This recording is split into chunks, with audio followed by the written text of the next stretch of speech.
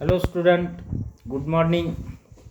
Today we will start the new topic, that is parasitism and parasitic adaptations. Parasitism and parasitic adaptation.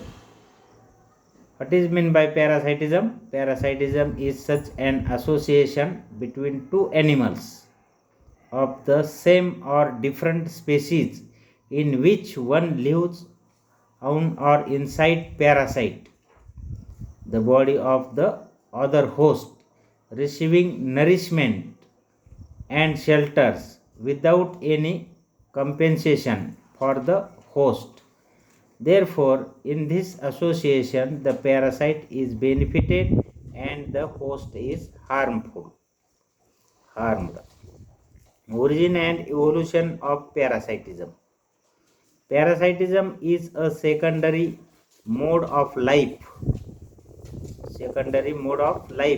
and has arisen from pre-living conditions.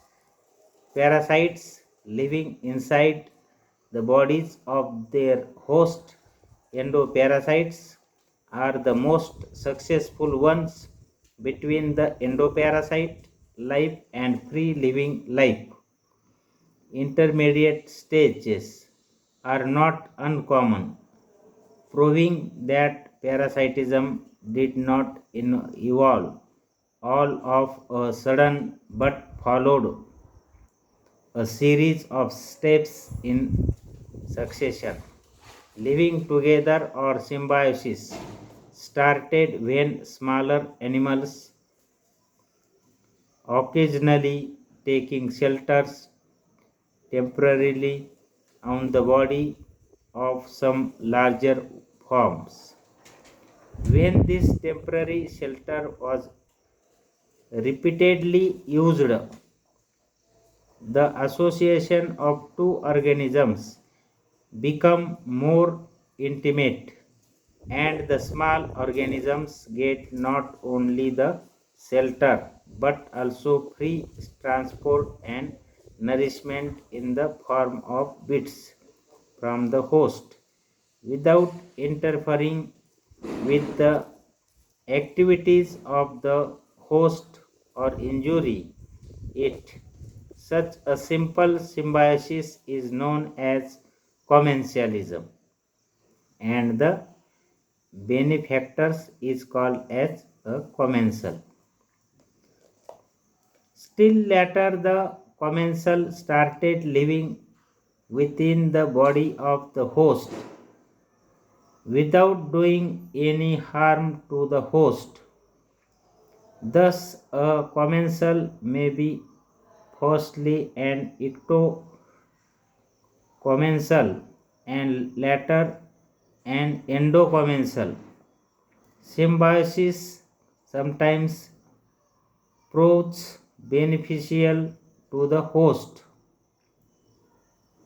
Thus, both the organisms benefited each other mutually, and the host becomes so depends upon the commensal that it cannot get along without it. This kind of association is called mutualism. Commensalism usually evolve not in the direction of mutualism but towards a deeper association, the parasitism, a commensal that at first takes shelter, then bits of food, and finally starts to feed on body tissues of the host so that the latter has to suffer with some harm. Different types of parasitism. The parasitism can be classified into following categories. Accidental. When a free-living animal accidentally reaches inside the body of the host, then it leads a parasitic life for some time. That is called as accidental. Facultative. When the animals can live both as parasitic or free living, they are known as facultative parasites. Both the life survive, that is free living and parasitic mode. Obligatory. These animals cannot lead a free life, therefore they need a suitable host for them. The obligatory parasitism is of different types: ectoparasitism and endoparasitism. The animals lives on the external surface of the body of the host, that is called as ectoparasitism. Endoparasitism means the animals live inside the body of host in various organs and systems. Various organs and systems. Effects of parasitism upon the parasite. Changes from a free living conditions to a parasitic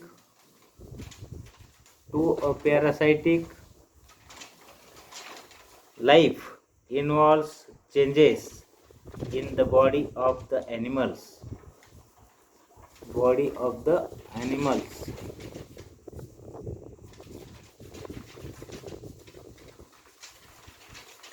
Body of the animals. Due to parasitic mode of life, certain new structures are developed due to new environmental requirements. Similarly, certain characters which are of no use in new environment are lost. All such changes are included with effect on parasitism on the parasite. The elements are modified morphologically as well as physiologically to live in their particular environment. Morphological adaptation and physiological adaptation. Morphological adaptation. These are of two types: structure which are particularly, partially or wholly lost. Structures which have developed a fresh degeneration. Organs of locomotion. Locomotion is actually an effort for procuring food, but parasites habitually inhabit such places in the host body where sufficient food is available without efforts. Thus, the organs of locomotion, such as the cilia of free living turbellarians, are absent in the parasitic forms. It is interesting to note that the locomotory organs are duly present in free living larvae of parasitic forms.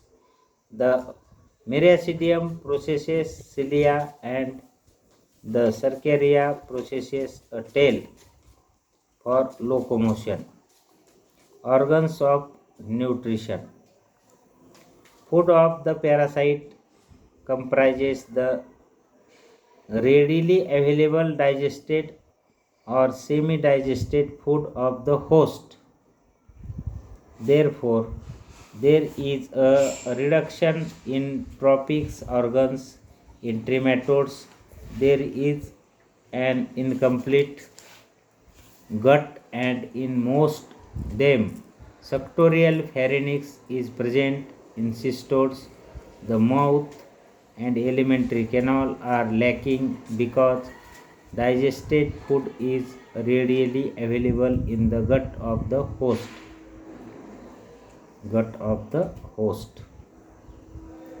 Nervous system. Living safely In a more or less stable environments, parasites do not need a complex nervous system, sense organs. Progressive parasitism is accomplished by the loss of sense organs. The sense organs necessary for quick and efficient response to the stimuli are associated with the pre-active life in the host. The environment is more or less uniform, and so the sense organs are not essential, hence they are reduced. The endoparasites are generally provided with tango receptors. Neoformation, protective covering. There are no epidermal cells in the adult, instead of which the body is covered by a several layered thick cuticle which protects the parasite from the juices of the host. The outer surface of the cuticle is formed of a fibrous proteins called keratin. The cuticle may be provided with scales. Organs of attachment. Organs of attachments. For a firm grip on or in the host body, some species organs of adhesion are necessary. The flatworm for this purpose are variously armed with suckers, hooks, and spines. The suckers themselves may be with or without hooks and spines.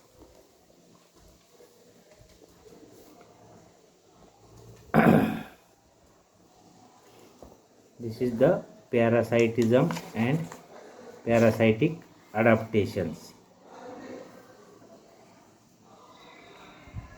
In this parasitic adaptation, organs attachment, protective covering, organs for penetration, suctorial pharynx, reproductive system,